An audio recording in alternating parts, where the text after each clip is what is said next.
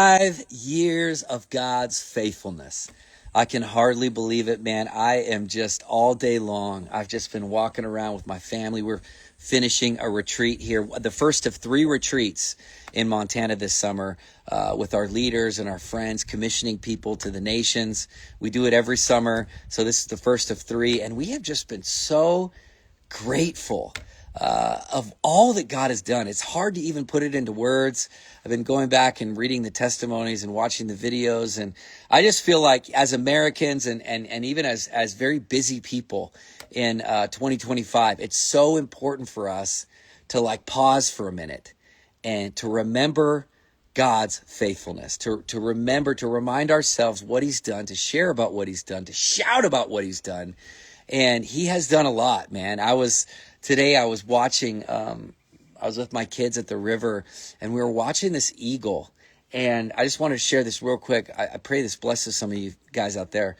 And I watched this eagle. And the thing about eagles is, the Bible talks a lot about them. Those who wait on the Lord will mount up as wings as eagles. And the thing about eagles is you look at them and it's like they rarely seem to struggle.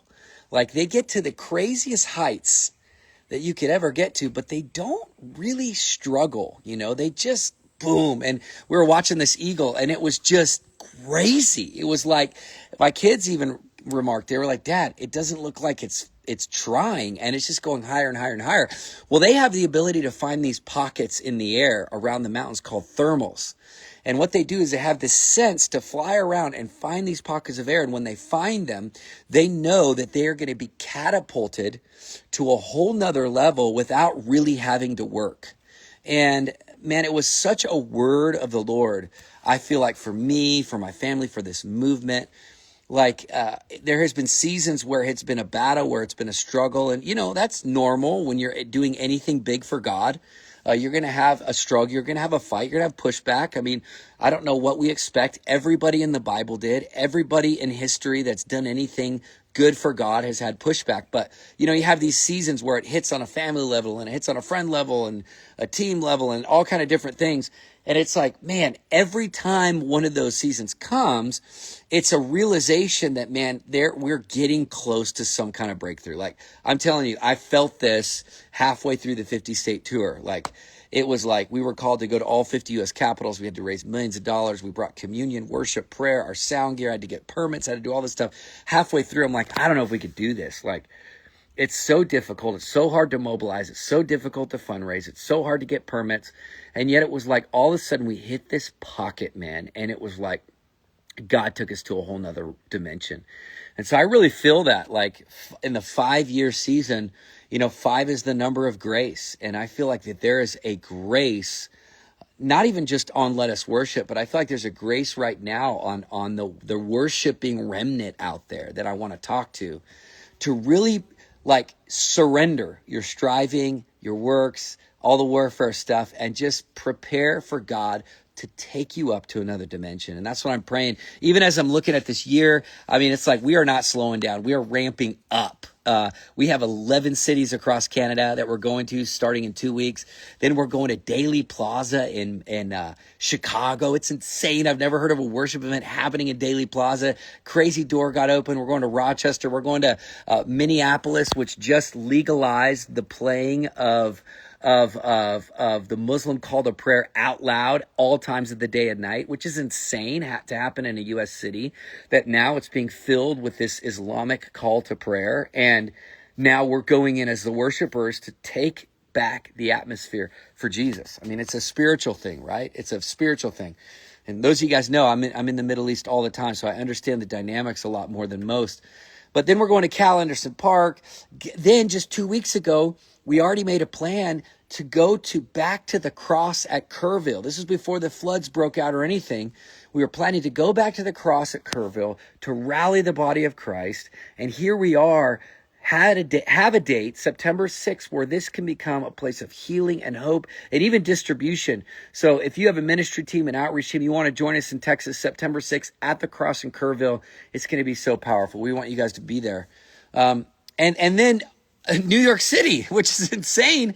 We've gone to New York a lot, but we've never gotten a permit from the mayor himself to go into New York City in October. They're shutting down everything there. We're just going to be able to preach the gospel, to worship, to have an altar call in the middle of Times Square. This is so insane. So it's like we are ramping up, like we're not slowing down on year 5. We're like exploding. We've already done, I don't know, I think probably 2 times more the ministry and the events that we even said we would do to our donors and our people on our board. Like, we had a plan for the year and God just exponentially increased it. And so we've done more, a lot more. We're talking about a worship night in Montana on every mountaintop around the city. That wasn't planned, but yet God called an audible and a dream came forth, you know? So I just love it. Like, God keeps adding, he keeps increasing. Like, no eye has seen, no ear has heard, no mind has conceived what he has in store. Like, this is the promise. And so what I want to say, 3 things I want to share with you tonight. 1, share this video. Let it be a blessing to somebody out there that 5 years into this movement, we're not burnt out. We are more joyful than ever. We are more hopeful than ever. We are more expectant than ever. Yeah, we've been through, warfare and craziness and wildness and weary at times and jet lagged and, always having to, raise finances for different things. That's always a huge strain. I mean, I was just talking about Super Spreader, the film. Oh, that's point number 2. Sorry. So that's point number 1. Share this video. It'll be an encouragement. I believe we're going to catch thermals. 2, watch the film Super Spreader. If you've watched it before, watch it again. Why do I say that? Because it was a film that we released, cost us over $1 million, I think $1.5 million, that we had to raise, I had to raise, to put this story out there. I felt like it was so important to broadcast this story. It dropped in 680 theaters across America. It was a top 5 film on opening weekend. We had strategically placed people in the theaters preaching the gospel at the end of the movie, doing altar calls, doing prayer lines, worshiping in the theater. It was insane. And the movie just caught fire, man. In the hearts of people, God used it. And it's always good to go back and build an altar of remembrance and be like, God, look what you did at a dark day in history 5 years ago. A remnant, crazy group of Jesus freaks showed up on a bridge in San Francisco during lockdown, and God birthed the movement. So go watch Super Spreader. It's on. We put it back on Amazon Prime. It's back on Amazon Prime today, and it's also on-demand streaming. You can go to superspreaderfilm.com and you can watch it. It's like $1.99 or $2.99 or something. But it's a great film. It's an hour and 18 minutes, and it'll just really encourage you and strengthen you today. Man, if God can do that in 2020, what can he do today, right? And then thirdly, we just pray for us as we prepare for all of these upcoming cities the rest of the year. We're going hard, and all gas, no brakes. We're going to bring the kingdom to all these cities. The doors are flinging wide open. There's so much. I could even talk about the prophetic dreams, the words God's given us, but just pray with us, and hopefully you guys can join us and celebrate this year. This is celebration vibes. From here on out, we are celebrating God's faithfulness, over Let Us Worship, over America. I had given up when I walked out of that bridge. In my heart, I had pretty much given up on America and given up on the church.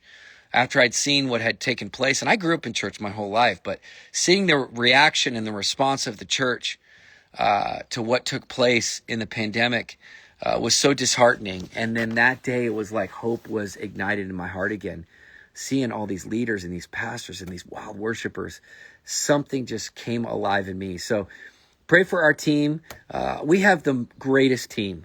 I just want to say that and shout out to the team. I mean, we have seasons where there's turnover and things change, and whenever you're leading a high octane revival movement, it's intense, and not everybody's made for it. It's a very intense schedule. It's a very intense job, but we have an incredible team right now. They're so joyful, they're so hopeful, they're so awesome. And so pray for our team, pray for this movement, pray for the upcoming cities, pray for Canada, that we can really go and bring breakthrough.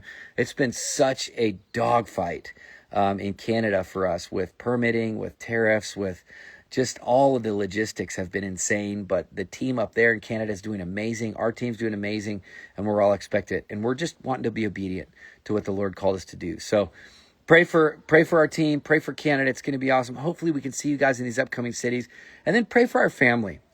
It'd be awesome. We're going through, not like our family, our extended family is going through a lot. Our extended family is going through a lot, and it's a season of warfare there. And so you just compile them all on, and you're like, okay, God, I'm ready to find the thermal.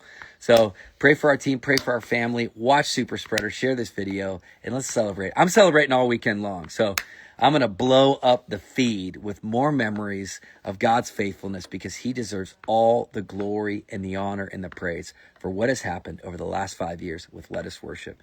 That's all for you, Jesus. God bless you guys. Have a great weekend.